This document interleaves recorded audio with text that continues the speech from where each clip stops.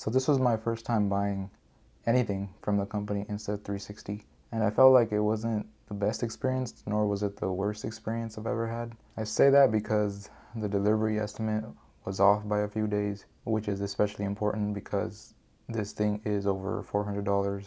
Also because the website is not the best, meaning that if you want to check your order status or just want to see anything related to your order, you first have to make an account, which is not the case with most other tech companies. However, the presentation of the packaging was very nice, better than a GoPro unboxing for sure. In the box, along with the actual camera and action pod itself, you get, depending on how much you pay, certain types of mounts, some everyday mounts, a single charging cable, USB A to C that is, not a C to C cable, some stickers, paperwork, and that's about it. So the build quality of this camera is pretty solid. The main reason that this camera even got my attention was just the extremely small size of the actual camera itself. Like both the pod and the camera can be put in a pocket and it really doesn't feel like anything is in there. And the camera itself is really the size of most people's pinky finger, smaller, even smaller than that, which makes it extremely versatile and convenient, so much so that people are actually surprised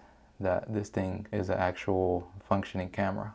It seems like they really built the camera and this action pod here to last a good bit, right? As it should be, of course. It only comes in white, which I don't understand why. I mean, this camera in black would be so cool, but not a big deal really.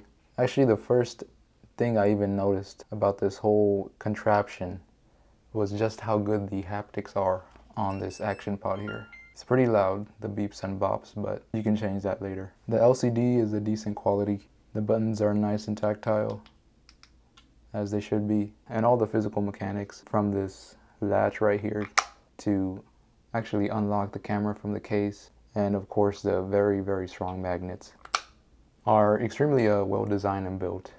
And actually using the camera is pretty straightforward. The menus are very simple, they're intuitive, and all there really is just a swipe down from either direction on the screen to access information and settings, which is really easy. There's 3 different recording angles, ranging from a no fisheye curving effect, the linear mode, to a full-on, very curved view of anything. I honestly just prefer the linear mode because I like the look of just no curves in a shot. There is, of course, a photo taking mode, which is, I guess, a decent camera, but realistically, I don't use this too much, and I never really see myself using this, aside from the odd photo I have to take where my hands aren't free. There's other special modes in here that can record in a bigger aspect ratio that you can then crop later to your liking. There's different stabilization modes and a bunch of things. The list just goes on, but what I really use this for is just simple, clean, basic, smooth video. And this camera actually does a pretty good job of that, so I don't really need anything else as long as, you know, we get some decent video, and it provides that. So aside from not having 60 frames a second and it not coming in black, I don't really have too many bad things to say about this camera. I really have come to like it, especially the battery life. This action pod camera duo is basically the equivalent to like a pair of AirPods. If you are running low on battery, it's just a simple pop in the case in the action pod and it starts charging the camera for more use. And the battery in the action pod is small enough where it too can be charged with a portable charger at a decent rate. So I think this is one of the biggest draws to the camera, is just like this charging pod here. Because the camera only gets about 45-ish minutes of recording, just standalone.